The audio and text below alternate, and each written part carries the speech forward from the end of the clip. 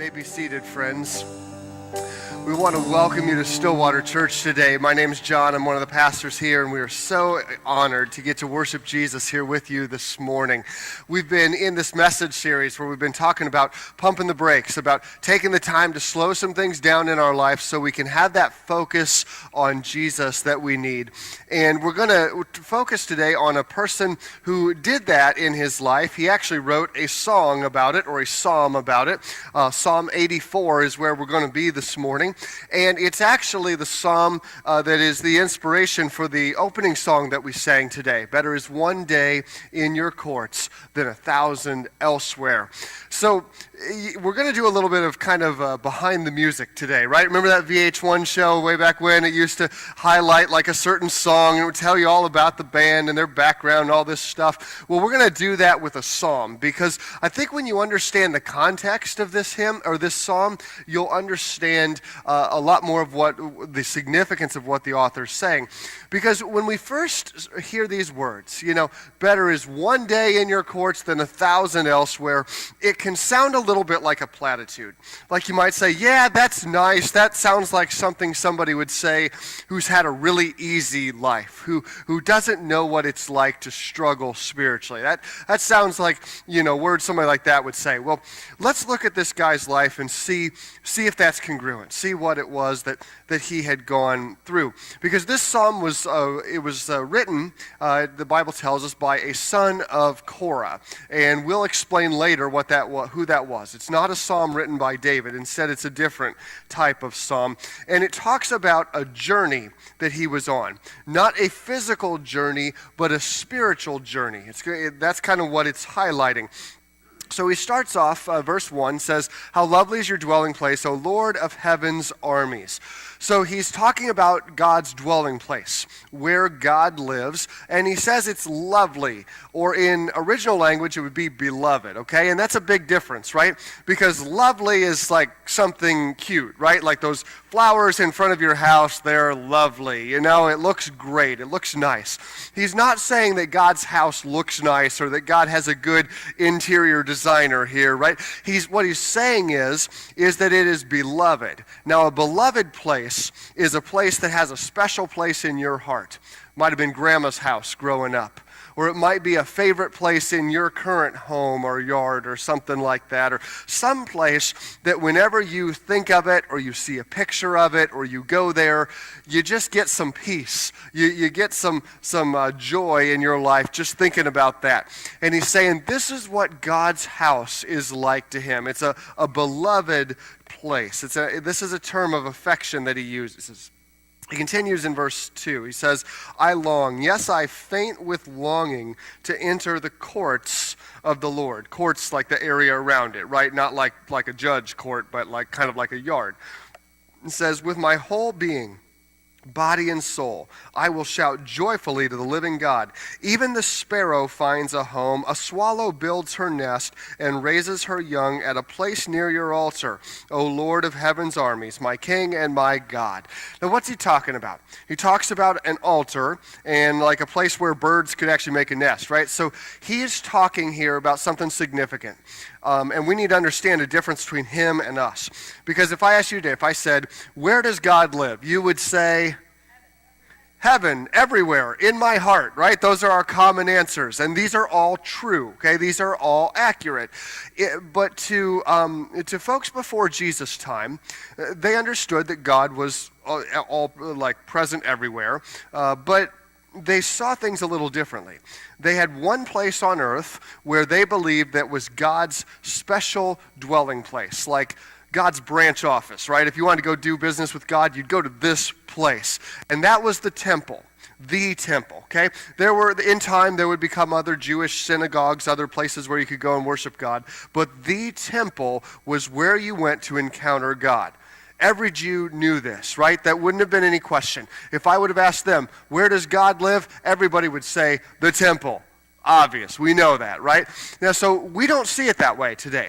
We don't have any one location on earth. Like, we have our church here where we come and worship God, but we don't believe that this is like God's one place here on earth, right?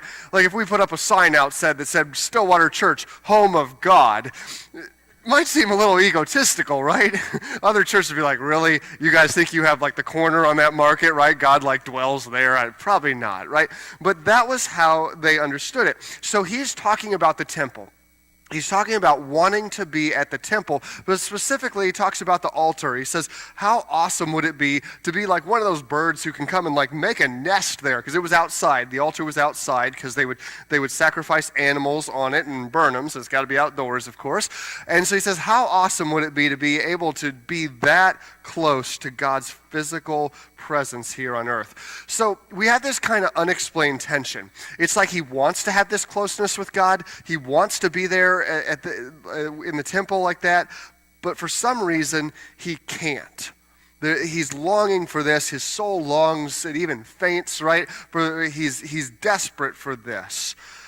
And those are strong words, right? My soul yearns. It even faints for the courts of God. It's like saying, I've got to get closer to God. I want this so much. I don't feel like I can make it if this doesn't happen. He's talking, these are the words of like a spiritually almost malnourished kind of person. He's spiritually starving for Jesus. You ever been there? Have you ever felt not physically, but spiritually starving for Jesus? That desperate for Jesus. You know, it's easy in our world to get caught up in all the other concerns and all the other stuff that we have, all the other things that we have, and to feel like Jesus is just one of those things that we need, but it's not really the priority. Remember last week we talked about how Jesus needs to be the Lord, not just like one of the many great things in life. Not God is my co-pilot, right? But Jesus is my Lord. He's the one who's in charge. He's our central priority. Why aren't you closer to Jesus? Think about it. You know, I would venture to say the chances are good that you're as close to Jesus as you want to be. You might say, well, that's not true. Of course I want to be closer to Jesus. Well, how is that demonstrated in your life? Oftentimes we find that we're not closer to Jesus because we don't really want to be closer to Jesus. We may say that we want to, but do we actually do the things? Do we spend time with him? Do we read our Bibles? Or do we give ourselves fully to him and worship? All these things. Chances are good that at least over the long period of time, you're going to be as close to Jesus as you want to. There may be seasons where it feels difficult to get that closeness you're looking for, but I think in time, we're as close to Jesus as we want to be. It's a famous story I may have shared before here. It's one of my favorites about Socrates. You remember him from world history. And Socrates was approached by a guy who said, "Oh, great Socrates, I want to have wisdom like you have wisdom. How would I get that? How do I get that?" So they're sitting down together by the river, and Socrates says, "Bend over, look at your reflection in the river." So the guy bends down and he sees himself, and he's wondering, well, how's this going to help, right? You know, I've seen myself before here. This doesn't really seem to help me get more wise. And Socrates kind of reaches over, kind of puts his hand on the guy's head, pats him a little bit, and then he takes his head and he thrusts it under the water, which was unexpected, right? It's not what this guy was looking for, but, you know, he's going to roll with it. It's Socrates, right? You got to give him a chance here. So he's kind of has his head under the water, and he doesn't feel himself getting any wiser, decides to try to come up, and Socrates puts the other hand on his head and holds him down. Well, this makes him a little concerned, wouldn't it you? And so he starts to fight, and he starts to try to get back up, but Socrates is forcing him under the water, because those ancient philosophers, they're tougher than you realized, right? And so he's holding him under the water, and the guy wants to come up, but he can't. And eventually, Socrates feels the guy's body start to go a little limp because he's near drowning, and he pulls him out of the water. The guy takes the biggest breath he's ever taken, and he says, "What are you doing? Are you trying to kill me? I said I wanted wisdom, not to. What are you doing to me?" And Socrates says, "You'll attain true wisdom when you want wisdom more than you wanted your next breath." Well, think about that. That's a desperation, right? There's a lot of things we may say we want, but if you don't think you're going to take another breath, that's the only thing you really care about anymore. And I think the same's true with Jesus. We've got to have that kind of desperation that says, Jesus, I want to put everything else aside. I want to put the sins aside. I want to put the other priorities aside. I want to make you number one. It's a day in, day out choice. It's not just a one-time decision, friends. It's something we've got to choose day in and day out to grow closer to Jesus. Verse 4, he says, what a joy for those who can live in your house, always singing your praises. What a joy for those whose strength comes from the Lord, who have their minds set on a pilgrimage to Jerusalem. Now in the original language, that mindset on a pilgrimage to Jerusalem, it literally says, who have highways in their hearts to Jerusalem. Now, it doesn't translate it that way because that's kind of weird language. It doesn't make a lot of sense. What does it mean to have a highway in your heart? I think I've got an idea of this. When Jennifer and I were dating, we started dating our senior year of high school, and then we lived in Peoria, Illinois. Then I went off to college that next summer in Fort Wayne, Indiana. She remained in Peoria and did college there. And so we had about 5 hours between us on Route 24, 4.5 if you really fly. Not that I would know, of course, but hypothetically.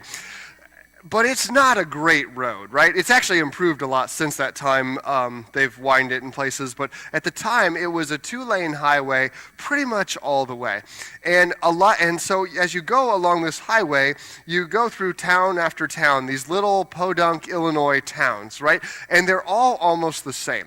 They have like a stop sign, or if they're really big, a flashing light above the stop sign, right? They have a little like local bar. They often have a railroad track, some little restaurant, and of course a United Methodist Church, right? Because we put them everywhere, that's what we do. And so, and most of all, they have a cop there who sits and runs radar, because what else do you do, right, if you're a small town policeman? So anyway, we got to know these small towns and this highway very well. And it was a highway that kind of became written in our hearts because we loved that journey. Not so much for the journey itself. The journey itself kind of stunk. But we knew that we would get to see each other when we were making this journey. And that meant it was a very beloved journey for us. We grew to love that highway, to love that journey. That's what it's talking about. We want to love that journey closer to God. This journey, this spiritual journey in our life, we want to make that a highway in our hearts, drawing us closer and closer to Jesus. We're going to skip down a few verses, kind of maybe the key verse of the whole psalm. He says, verse 10, better is one day in your courts than 1,000 elsewhere. Isn't that, now, doesn't that sound like something someone who would say, who's been like dating somebody for 3 months, right? You know what I mean? Be like, oh, better is one day with you than 1,000 with everybody else, right? And it's so sweet and so cute and all that stuff, right? And then someday they'll have been married for like 7 years, and they'll be like, why don't we take a vacation and you go to like Canada and I'll go to Florida, and that would be awesome, right? Like, that's not good, right? But it's saying that better is one day than 1,000 elsewhere, and it feels like a platitude, but stick with it. I'd rather be a gatekeeper in the house of my God than to live the good life in the homes of the wicked. Basically, I'd rather be like a menial servant in God's house than to have high standing in the homes of the wicked. I'd rather run the vacuum cleaner in Jesus' house than be a full-fledged member at Satan's country club. It's basically what he's saying here. We connect with this emotionally. I mean, better is one day than 1,000. I mean, what parent, if your kids are grown, what parent hasn't said, what I wouldn't give for one more day when the kids were little? Oh, just to wind back the clock. Or maybe what you wouldn't give to go back to those college days just for a day and relive some of that fun. Or what you wouldn't give, you feel that nostalgia. You feel that, or maybe what I wouldn't give to go back to being a little kid one day. Just no responsibilities, all fun, no stress, whatever. But nostalgia is not really the heart of the passage. I told you earlier, it was written by a guy who was a son of Korah. Now, Korah had lived a long time earlier, literally 750 years earlier. So why does this guy identify himself as a son of Korah? He's really the child of many other people along the way.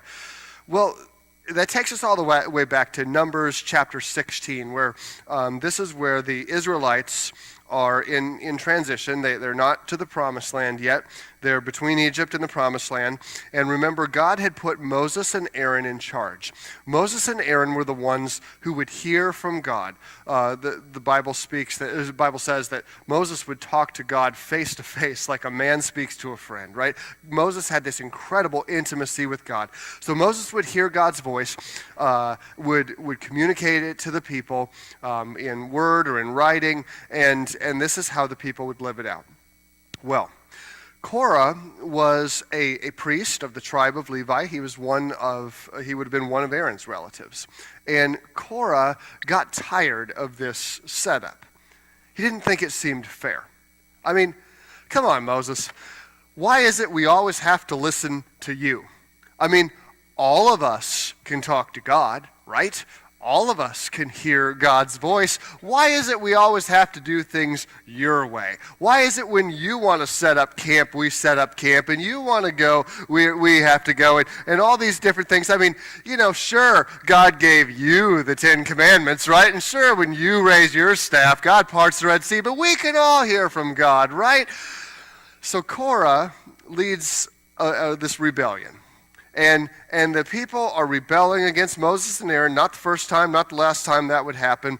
And they want this kind of like democracy of revelation, where everybody's voice counts. Whereas God had said, no, Moses and Aaron, they're going to be your leaders. And Moses knows this is a bad idea, okay? And so Moses says, all right, well, why don't tomorrow will appear before God here at the tabernacle. So you and they had about 250 of them who were in this rebellion. He says, why don't you all show up tomorrow at the door of the tabernacle, and we'll let God decide who he chooses, us or you. Now, Korah and his friends hadn't recognized that in the Old Testament, usually when God chooses between one person and another, it doesn't always work out so well for those who are not chosen, right? But he didn't understand that. So you can almost hear them, right? They're like, all right, Moses, we'll be there, right? We'll show you that God wants us to be the leaders too. These guys weren't real smart, but this is where they were at.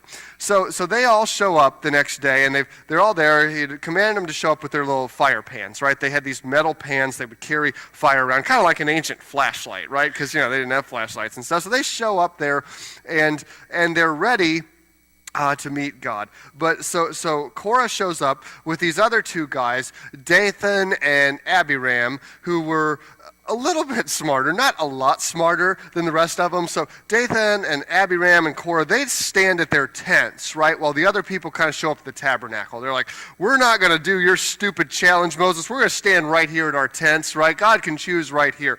And so right then, the earth opens up and swallows Dathan, Abiram, and Korah, which probably indicated to the other 250 they may have been on the wrong side of history here, right? You almost envision them saying, really? Are you serious? You think this is going to work? Are you sure we want to go through with this? And so they're standing there at the tabernacle, and then what happens? God comes down in fire and incinerates them, like that, right? And then you have this very awkward sound of 250 metal fire pans hitting the floor, right? Because these guys are gone. And then it gets worse. A plague breaks out among the people, and over 14,000 people die. This is bad news. This is a big, big event in the life of the Israelites. And we may say, well, that doesn't seem fair. They were attempting to rebel against God. It wasn't so much Moses and Aaron. They're rebelling against God and God's way that they're supposed to be living, and God comes down hard on them. And we're not going to dwell there too long. It's very difficult, isn't it? I mean, I don't know. I'm glad, personally, God has gotten away from the let's choose them by fire plan, because that seems kind of rough to me. But anyways, so that's what it means to be a son of Korah. This is a guy who led a failed rebellion. The Israelites, so that they would remember this event, they took those fire pans, those 250 fire pans, and they pounded them out, and they literally used them to plate the altar, right? So when he talks about God's altar, that's like got his ancient relatives' little fire pans there around there as a reminder of what God did. You would think this wouldn't be a real positive memory for him. On top of that, it gets even worse. From then on, so sons of Korah, they're Levites, the priestly tribe. The sons of Korah are permanently banned from serving as priests. Instead, they're going to be permanently the menial help around the temple. Now, remember, people would bring animal sacrifices, and it's easy to forget about all the logistics of this. I mean, when you have people bringing in animals to sacrifice on the altar, there's a lot of problems there, right? Animals, they make messes, right? And when you put an animal on the altar and you sacrifice it and you light it on fire, it doesn't just like burn up right away, right? Those of you who like often cook up roadkill, you'd know this, right? But don't admit it right now. That's awkward, right? But it doesn't burn quickly, and it's a mess, and it stinks. And there's a lot of menial work to be done around the tabernacle. And this was the job of the sons of Korah forever. So he has been, because of an event 750 years earlier, his family, this is what they do. And the others, the other Levites, some of them, they get to be priests. And the people see the priests and, ooh, the priest, look at the priest, right? He gets to go around, he gets to sprinkle a little water or do the sacrifice or do the little incense thing or all these things. He gets to do the fancy, showy things, and then he goes back and does whatever else priests do. And everybody else, the sons of Korah at least, they come in and clean up the mess. It would be easy and justified to be resentful. It would be easy and justified to feel like they had gotten the raw end of the deal here. But what does he say? Better is one day in your courts than 1,000 elsewhere. I'd rather be a gatekeeper in the house of my God than to live the good life in the homes of the wicked.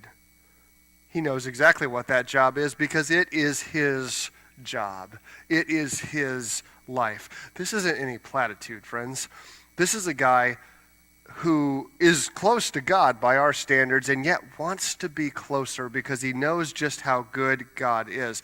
It's like he says he's even jealous of the birds who get to live at the altar there, and we understand that a little more. I would say it's safe to say that this guy has gotten over that resentment, don't you think? He could have been a very crabby son of Korah here at the tabernacle, unhappy with his job, but instead he's dealt with it. And we don't have the same reasons to have resentment that the sons of Korah have, but I'm betting that we have our own reasons to have some resentment towards God. Maybe kind of like this couple here in this picture. Maybe that's how you see yourself and God. I'm angry. He didn't answer my prayers. He didn't bring the healing that I asked for. He didn't give me that job that I wanted. Or the awful, terrible things happen and he didn't stop it. There's a lot of reasons to be angry and resentful towards God.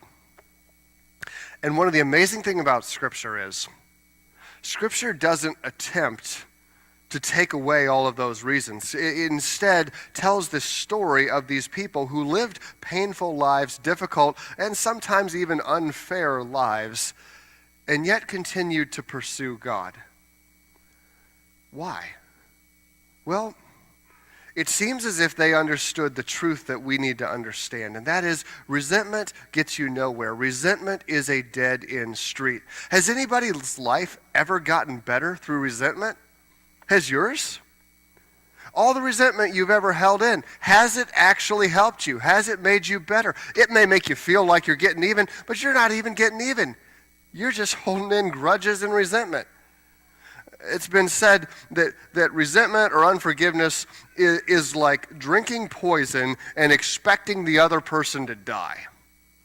That's how illogical it is. Resentment is a poison that we take into ourselves. It doesn't hurt the other person nearly as much as it hurts us. And maybe you've got some really deeply compounded resentment towards God or somebody else.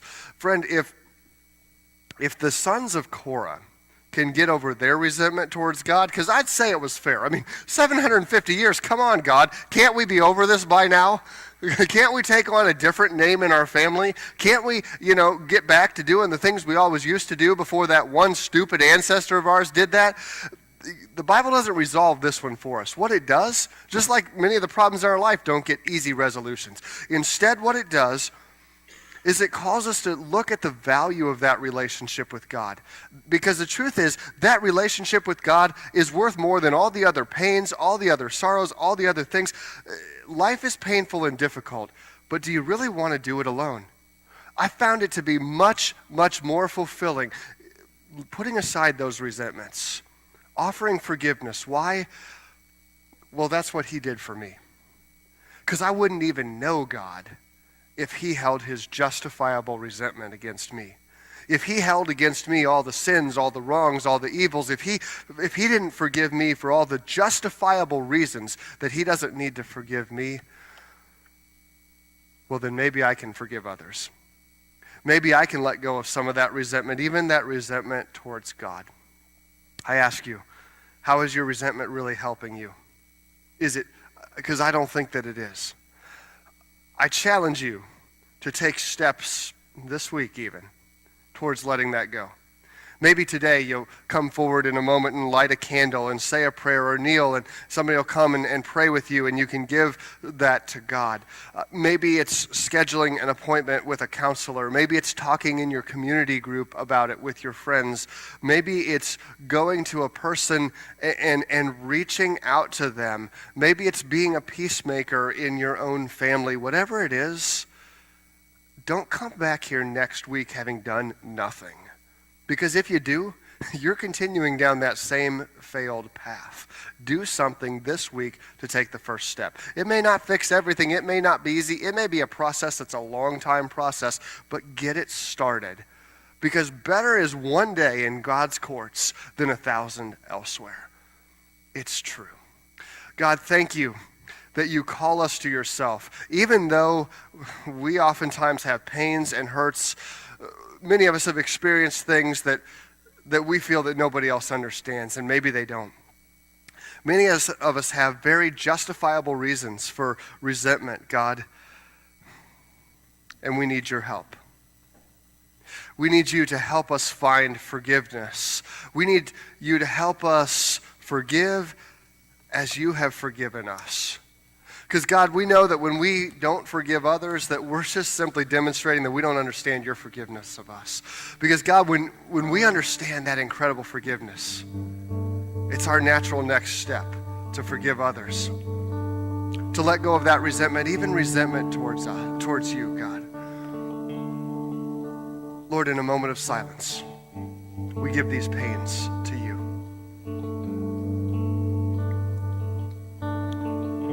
Jesus, would you bring healing that only you can bring? Would you bring forgiveness that only you can bring? Jesus, would you heal our hearts? Would you help us to take those necessary steps to put away resentment this week?